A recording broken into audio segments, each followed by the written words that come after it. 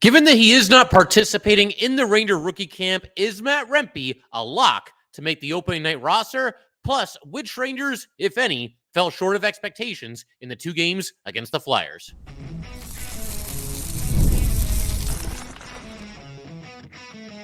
You're Locked on the New York Rangers, your daily podcast on the New York Rangers. Part of the Locked On Podcast Network, your team every day.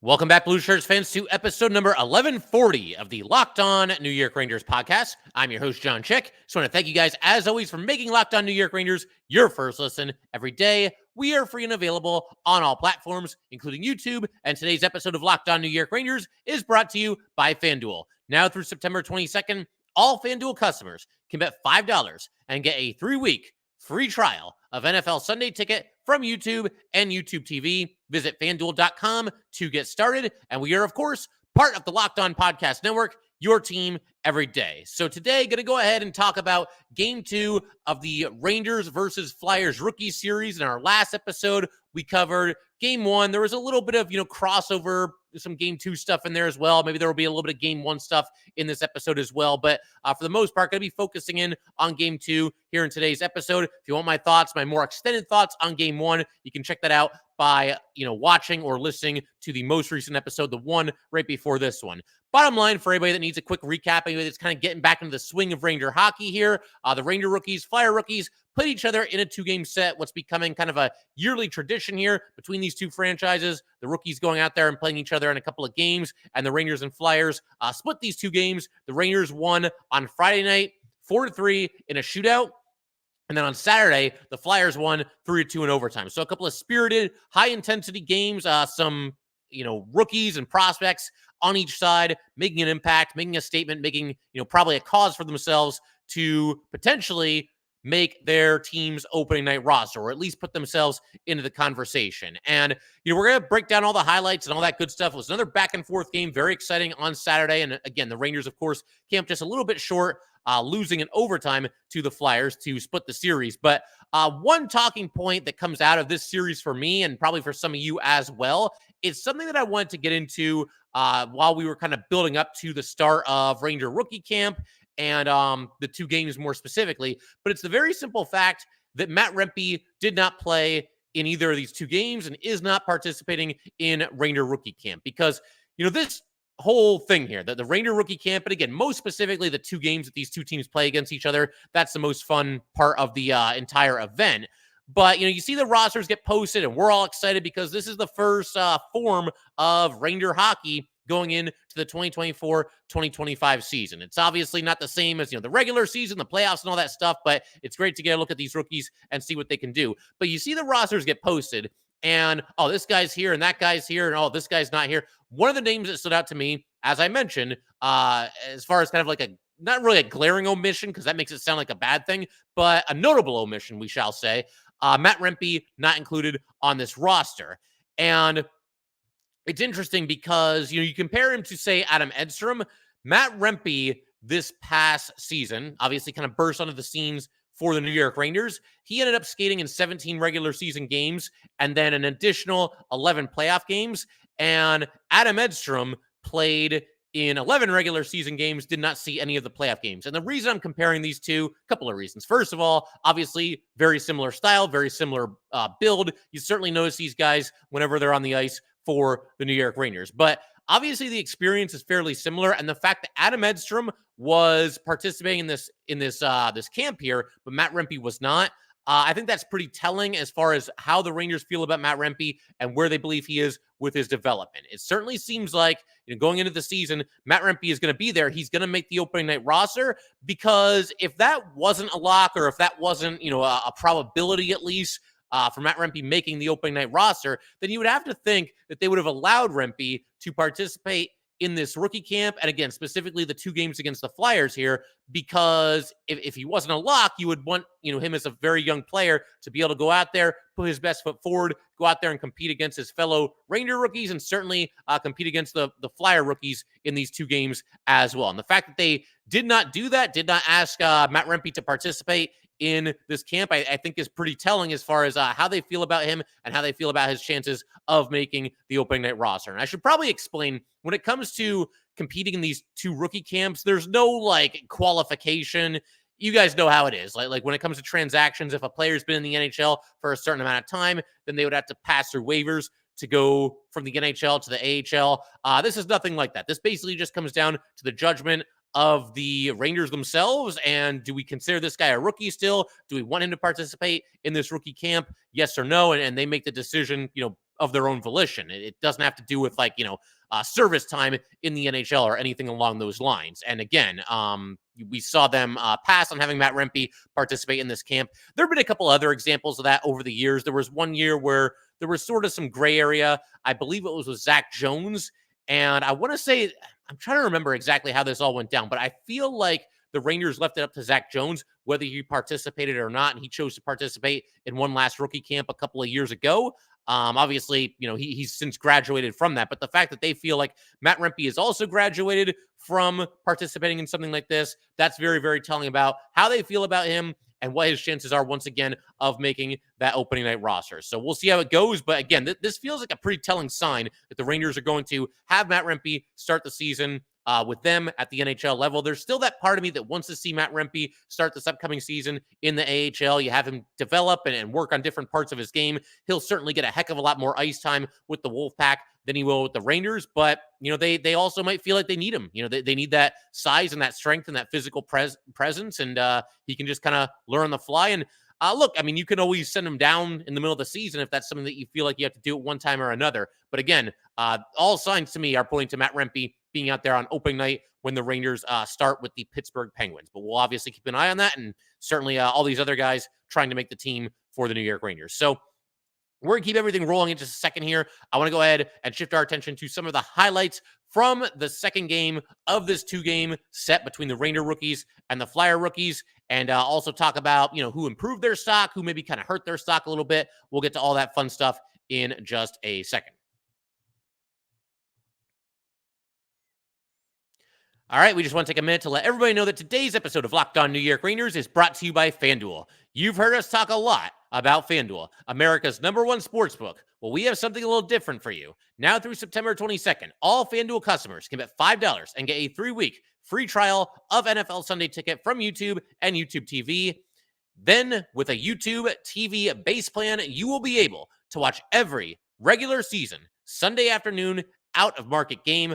All you need is a Google account and a current form of payment, and you can cancel at any time. Just visit FanDuel.com to download America's #1 sports book.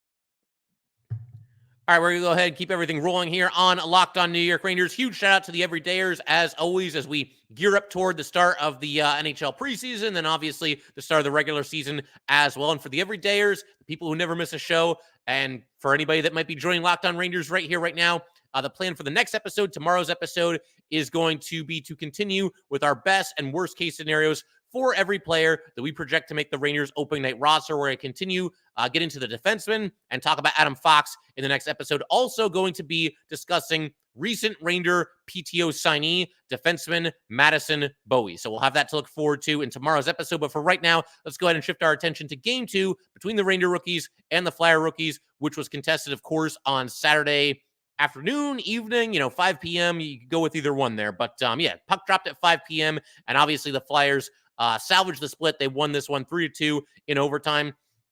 Something that I should also mention, because I didn't get a chance to get to it in our last episode when we were talking about mostly Game 1, is that I thought this is kind of interesting.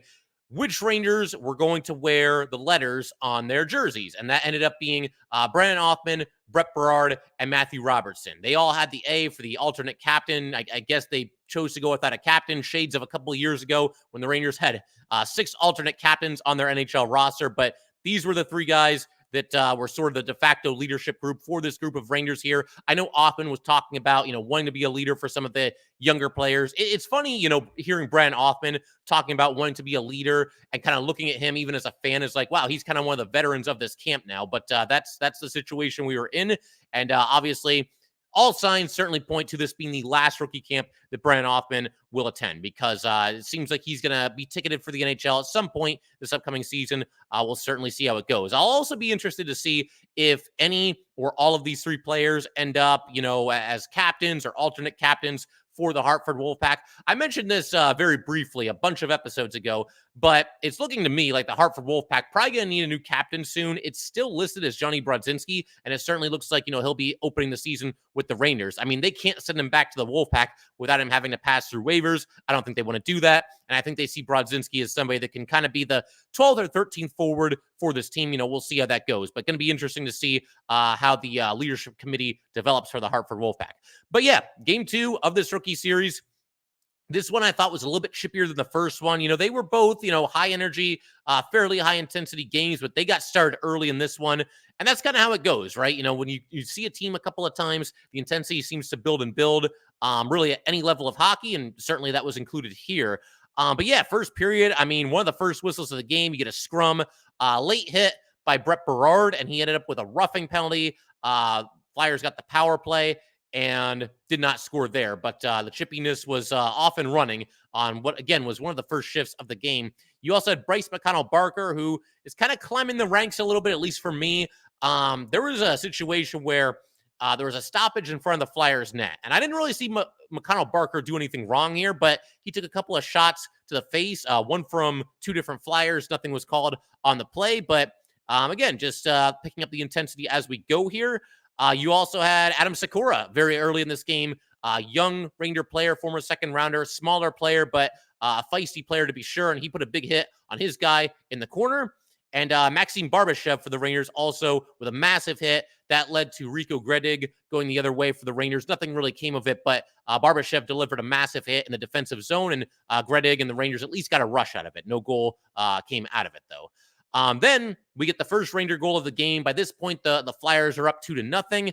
Rangers are on the power play. You got Ryder Korzak passing the puck along the boards back to Matthew Robertson. And I talked about this coming into the camp. We talked about this when I was riding solo. We also talked about this when we did our crossover episode with Locked On Philadelphia Flyers. Matthew Robertson, more than any player on this Ranger team, needed to have an impressive showing during this rookie camp, and specifically these 2 games. And overall, I thought he played pretty well. Thought he got maybe a little bit outshined, as I mentioned in the last episode, by his defense partner, Victor Mancini. But he scores a goal here. The puck came back once again from Ryder Korzak to Matthew Robertson, and Robertson fires a shot into the top corner. And again, they only have so many camera angles for something like this, so we didn't get to see like slow motion replays and all these different angles, but it sounds like the puck went in top shelf.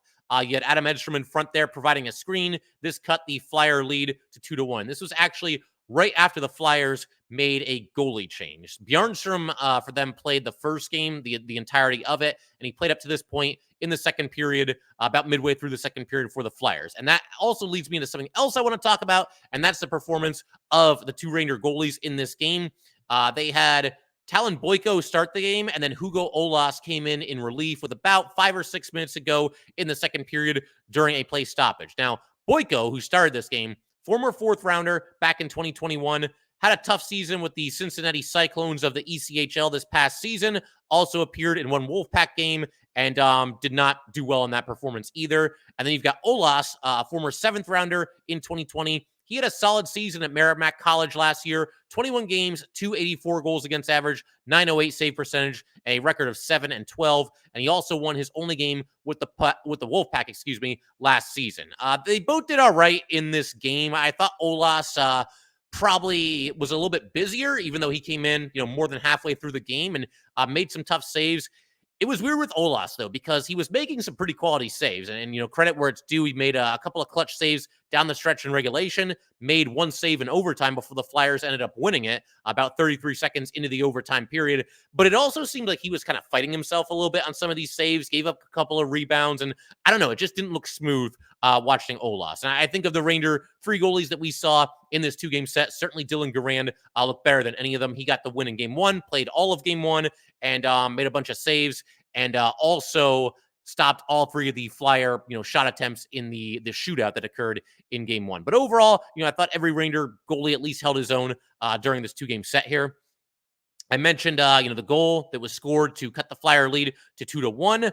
You also then had Adam Edstrom, and we talked about him quite a bit in yesterday's episode. He basically stole the show for the Rangers and really all of the rookie skaters that were competing in this 2-game set here. But he ties the game with a breakaway goal while shorthanded. So again, if you're keeping track at home, keeping stats for all these rookie games here for the Rangers, Adam Edstrom comes away with 3 goals, 1 on the power play, 1 that was shorthanded, and 1 that came at even strength. And one of the reasons why the Rangers were shorthanded here is because Berard took a 5-minute major penalty as part of what I thought was a little bit of a tough showing for him in these 2 games. He had some moments here and there, but I feel like Berard is capable of more than what he showed in these 2 games. We'll talk about him and Brennan Othmann in just a little bit here. But as far as how this game kind of wound down here and how the Flyers ended up getting the win, the third period, Adam Edstrom drew a penalty. I mean, he was everywhere. He did everything during these 2 games. And at this point in the game on Saturday, it's tied 2-2.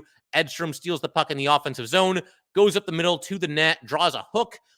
Penalty on the Flyers. Unfortunately, the Rangers were not able to convert. We had Mancini putting one of his shots off the post. That would have given the Rangers a 3-2 lead. Did not happen. Game goes to overtime, and it ended pretty quickly. You had Robertson, Korczak, and Edstrom on the ice to start the overtime for the Rangers.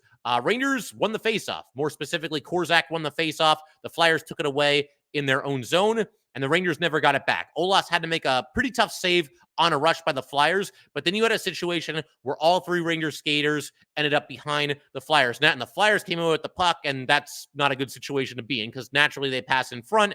They've got a guy, Andre, who's there all by himself.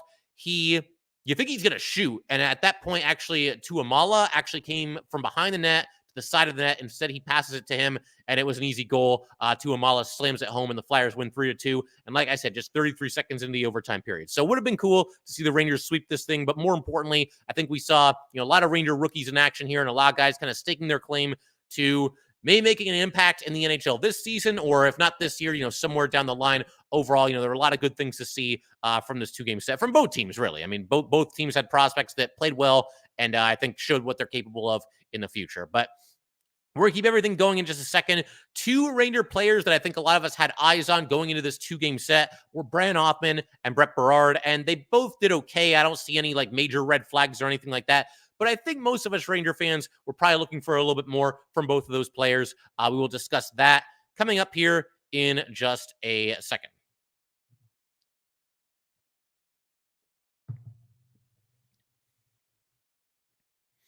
All right, we're going to go ahead, keep everything rolling here on Locked On New York Rangers, and more specifically with some talk about Brennan Othmann and Berard. As I mentioned just a second ago, expectations among all of us Ranger fans were pretty much sky high for each of these 2 players, and I don't think that they stood out as much as a lot of us thought that they would, and didn't stand out as much as maybe some of their Ranger teammates did. And we'll start with Brennan Othmann here, former number 16 overall pick.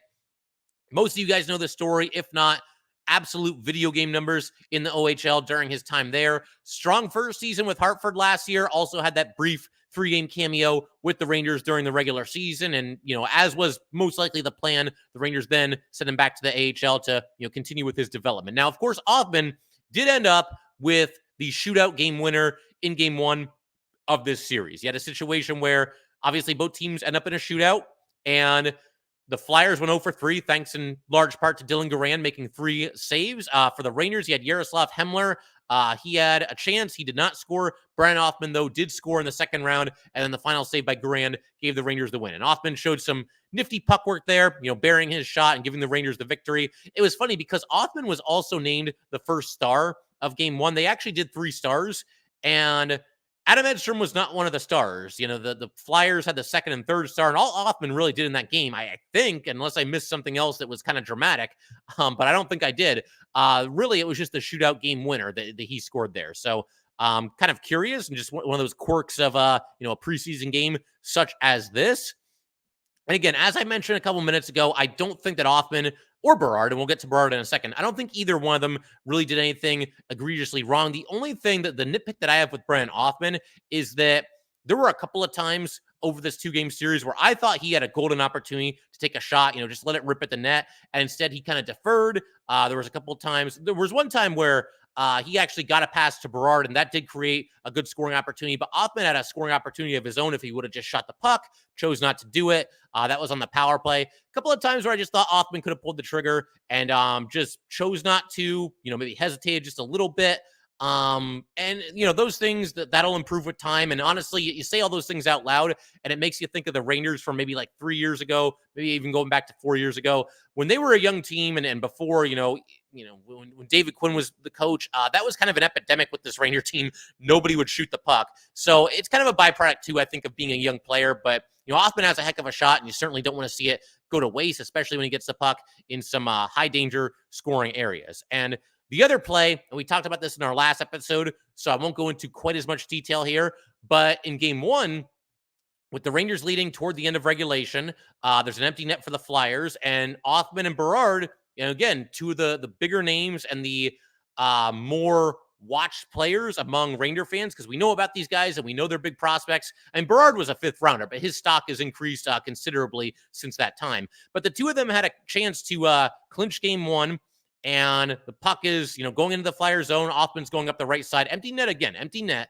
Othmann draws a defender to him, gets a pass over to Brett Berard, and Berard, can't get the shot away, gets knocked down to the ice. They can't, score on a 2-on-1 with an empty net. And again, easier said than done, much easier said by me sitting here in my computer chair. I get all that, but you were hoping that, as a Ranger fan, that they would have been able to finish that opportunity. And as we kind of shift our attention now to Brett Berard, interesting couple of games here for him. I do think he was more noticeable than Othmann during these two games. He had a couple of scoring chances, and you can see for somebody that doesn't have a lot of size, one of the smaller players on the rink for any given game, this guy certainly does play with some edge and play with some intensity out there. There's no doubt about that. There were a couple of different instances, where he was in the middle of everything after a play stoppage or whatever the case might have been. I already mentioned that he took a penalty early in game two. There was, he had a little bit of a late hit, and that led to a scrum and some pushing and shoving among the Rangers and the Flyers. But then there was a situation in game two where Brett Berard was actually assessed a 5-minute major and ejected from the game. This is kind of a weird one because Berard, you get a play stoppage. It's in the Flyer zone, and he was hit up high after the whistle. He did retaliate. He did go after the Flyer player. Now, I did not really see anything too egregious here. I certainly didn't see anything that I thought warranted a 5-minute major penalty. I don't think the Flyer announcers noticed that either because there was a little bit of a break. They're streaming these games and you don't get like traditional commercials, but there's a break in the action. And when they kind of came back, they mentioned that, oh, yeah, by the way, Brett Berard got a 5-minute major penalty there. And I couldn't really figure out what he had done for that to be a justified call by the referees. It's possible we just missed it. The Flyer, the camera seemed to cut away a little bit early there too. So maybe something happened after the camera was no longer focused on Berard and the Flyers. And again, as I mentioned earlier, it's a rookie game. They're streaming it. You're not going to get a million different camera angles and all that good stuff like you would in the regular season. But for one reason or another, Brett Berard did get the 5-minute major penalty, was tossed from this game, and they called it spearing. I believe that's what the Flyer announcers said, that it was a 5-minute major penalty for spearing. So Brett Berard, if he did do something that was really over the line, obviously that's not the best look either, because here you are getting kicked out of a game where you're trying to, establish yourself and potentially even make this Ranger opening night roster. Now, if I had to guess, even before these games, now certainly after them, will Berard be on the opening night roster? I would say no, probably not. But again, your stock goes up or down every time you take the ice. And I think Berard, again, nothing overly concerning. And I do think we'll see him make his Ranger debut at some point this season.